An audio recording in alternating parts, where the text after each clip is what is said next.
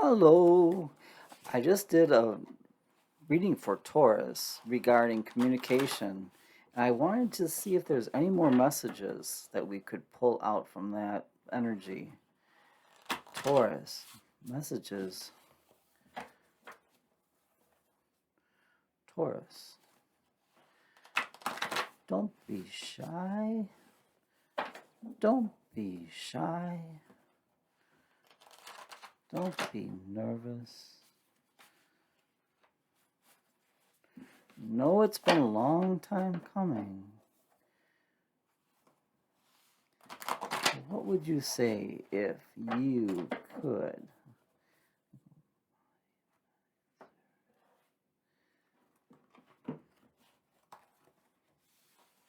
Let's see what kind of message we could come up with. I like that. That's a good. Let's get back to us. Let's get back to us. What has been going on besides us? How about everything? Pandemic, work, family, work. Let's get back to us.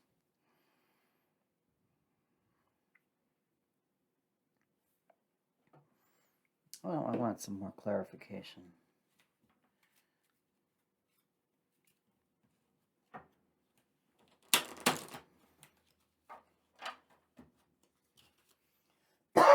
Excuse me. I can't help it with the Taurus. I always get like a it's throat chakra. I apologize.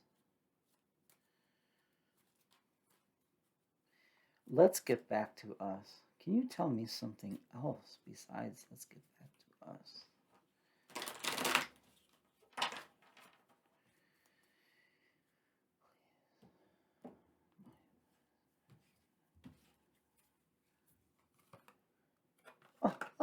I love you. How about that? Love you. Let's get back to us because I love you. Okay, so what I'm getting is this person busy, busy, busy, busy, busy bee, busy bee. Um, why? Because it's more comfortable to be busy and to say that you're at work and doing 1,000 things rather than I don't have the time to communicate. But I love you. It doesn't get any more simple than that. I love you. I love you. What else you want to say? Finding out the truth crushed me. What is that? What is the truth? Taurus.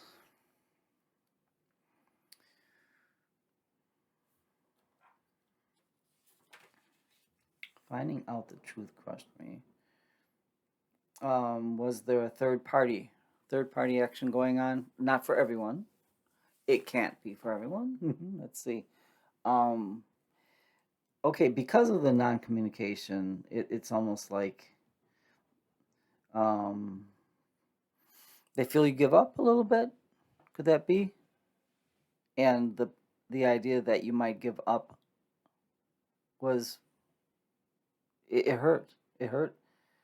But it's like, well, what are you supposed to do? This person's very sensitive,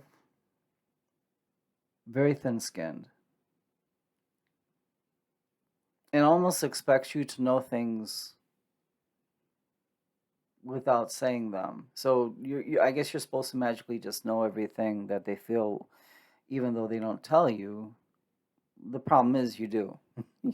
You do. You have this kind of connection even on 5D. You can finish each other's sentences.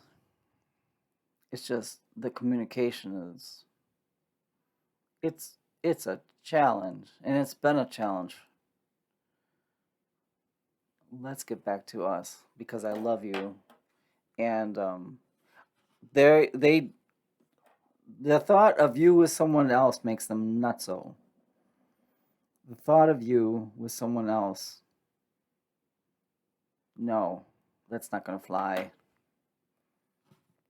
Um, my heart has been broken. My heart has been broken. Um,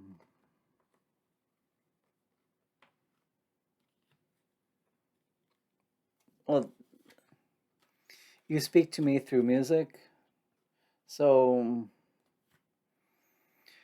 the timing just wasn't right for us. Okay, so this person is like a mass of contradictions. Their heart has been broken. It's part of life. I guess again, they are very thin-skinned. They feel things greatly. They don't let things go. So it's a lot of Nine of Swords energy. The person at Nine of Swords, they're just like, oh, why did I say that? Oh my gosh, what am I going to do now? Um, this person creates scenarios in their head. It's like they think of the worst possible things. If the energies need to be flipped, please flip the energy. I'm reading for Taurus for your person. And this actually could be another Taurus. Yeah, it could be another Taurus. Doesn't have to be another Taurus though. If you need to flip the energies again, please do so.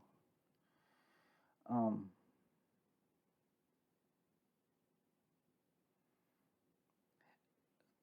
very romantic, very romantic. So the idea of a song request. I request a song. I know it sounds cheesy, like at a karaoke, they'd be like, "I'd like to sing you a song." And even that is less terrifying to them than just sitting across from you and speaking the words that you both need to hear. They need to say, and you need to hear. And of course, you'll add to the conversation because that's you. The timing just wasn't right for us. Um, that timing business, I think that's kind of what they're using as an excuse because timing is never right and never wrong. It's just something that, okay, I'm seeing that there's like overlapping pain, so that there was pain and then there's overlapping pain, not necessarily relationship pain, familial pain, like a loss of a parent. They just have a hard time getting over. They go to visit them, they speak to them. And then there was a loss of a job or employment insecurity. So it's not specifically relational pain.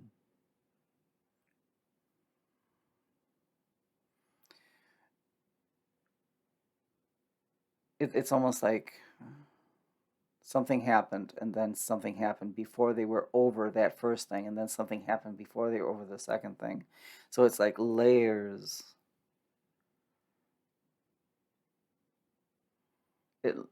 Layers of trauma, and they don't know what to do with it.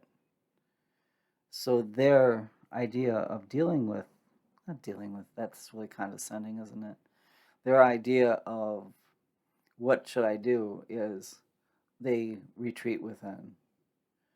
But this is a nice person. This is someone who is reflective of how they come across. And they would rather say nothing than the wrong thing. And as they said earlier, they love you. I wish that we had found each other earlier. So, it's like they realize that your stability, your way of looking at life, it like creates a model for them. I'm sorry for that noise. I'm doing laundry. Um, so the way they handle life and chaos and trauma. They do the best they can with what they have. Again, they feel things very deeply. And then they look at you and they're like, ah, I wish I had met them earlier because they could have helped me kind of navigate through this. What can we add to that? I like this person. Their silence makes them very nervous. They feel you maybe leaving them behind, and they're grateful for the spiritual lesson. So they're worried that because they aren't great at communicating with you, there might not be much of any communication, actually. That you might be just done with it. Like, okay, I can't wait and wait and wait and wait and wait. They're afraid that you're just going to say, I'm done. They're thankful for the modeling of how, I mean, they look at how you navigate through life and they're like, hey, that sounds like a really good, it looks like it makes sense. It's not that they haven't had really good models for how to behave in their life. It's just the way that you purport yourself makes them hopeful. And I think that's very sweet. That they look at you and say, it gives them hope.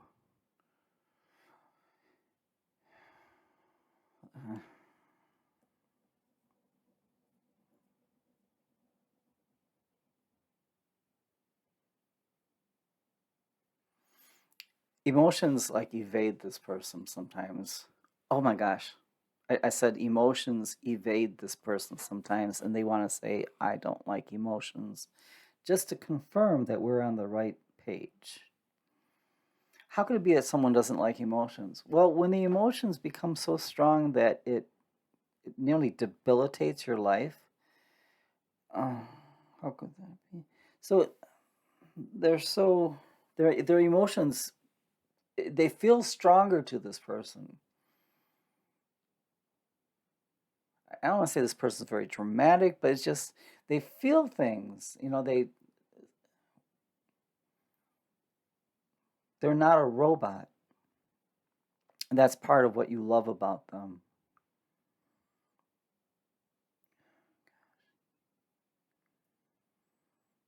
But the emotions that they haven't dealt with the trauma, the overlapping trauma, and at times it just seems like it's too much.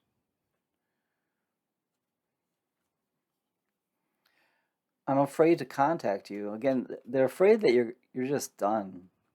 Like you're just like, I'm so sorry. I'm so tired of waiting. And I knew exactly what I was doing. It's just I can't say I don't know that I need to contact you. That's what they're saying. I know I need to. I know I need to reach out. I know I need to speak my truth. It's just really hard. It's I don't know. I think sometimes we have a tendency of minimalizing other people's pain, like, oh, just get over it, or just grow up, or something. It's just saying something very condescending. We we don't know how that person feels. We don't know what else is going on in their life. Like the loss of a parent. I mean, it's natural course of events. We can lose our parents, but some people have a very hard time